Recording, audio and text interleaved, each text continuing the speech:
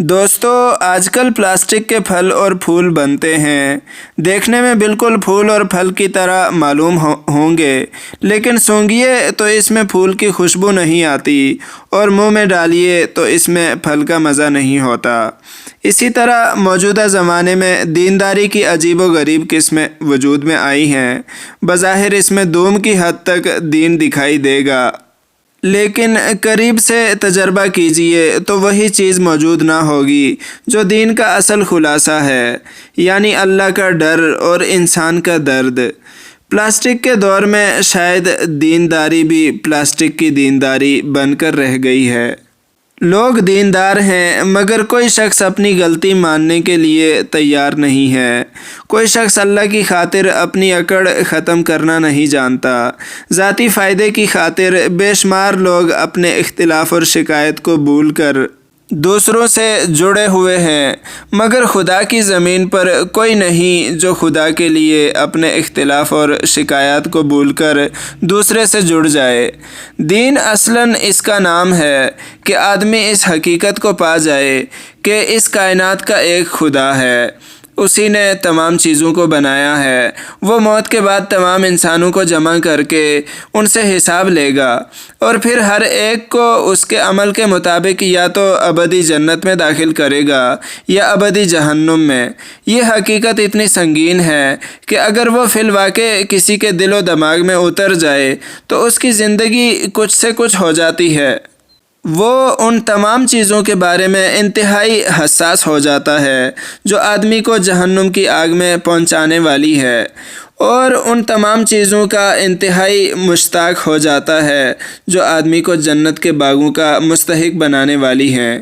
وہ ہر چیز سے زیادہ اللہ سے ڈرنے لگتا ہے اور ہر چیز سے زیادہ اللہ سے محبت کرنے لگتا ہے۔ وہ اپنی انفرادی ہستی کو خدا کی عظیم تر ہستی میں کھو دیتا ہے۔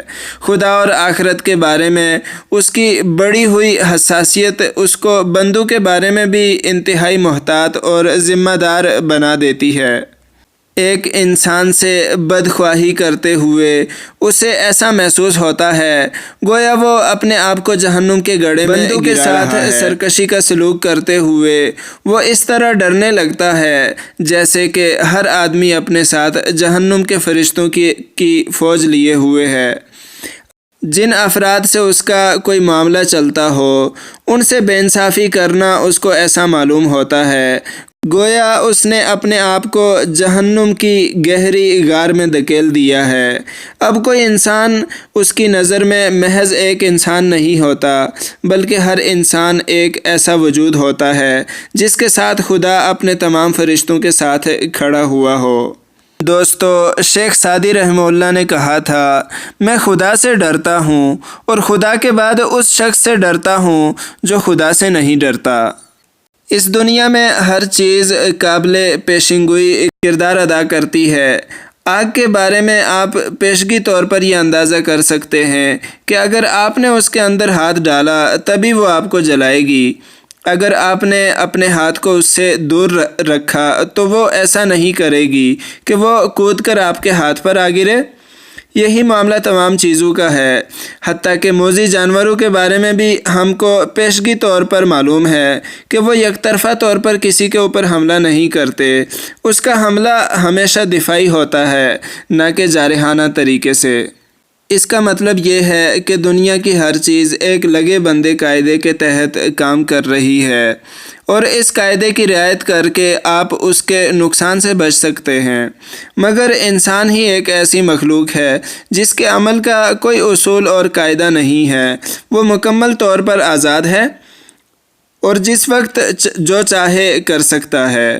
اس دنیا میں انسان ہی ایک ایسا وجود ہے جو یک طرفہ طور پر دوسرے کے خلاف کارروائی کرتا ہے، جارحانہ طریقے سے کارروائی کرتا ہے، جو کسی واقعہ سبب کے بغیر دوسرے کے اوپر حملہ کرتا ہے۔ انسان کے حرص اور انتقام کی کوئی حد نہیں ہے۔ آپ خاموشی کے ساتھ اپنے کام میں مصروف ہوں اور محض ذاتی محنت کی بنیاد پر ترقی کریں تب بھی آپ محفوظ نہیں ہیں، کیونکہ دوسروں کے اندر حسد کا جذبہ پیدا ہوگا اور وہ آپ کو گرانے کے لیے اٹھ کھڑے ہوں گے۔ انسان لامحدود طور پر اپنی خواہشیں پوری کرنا چاہتا ہے اور بے حساب حد تک دوسرے کو برباد کر کے اس کی بربادی کا تماشا دیکھنا چاہتا ہے۔ کوئی بدترین موذی جانور بھی اس کو نہیں جانتا کہ وہ کسی کو ذلیل کرنے کا منصوبہ بنائے۔ کوئی بدترین موذی جانور بھی اس کو نہیں جانتا کہ وہ کسی کو ذلیل کرنے کا منصوبہ بنائے۔ وہ کسی کو نیچا دکھا کر اپنے غرور کے لیے تسکین کا سامان فراہم کرے، کسی کو خام خواہ پھنسا کر اس کی پریشانی کا تماشا دیکھے۔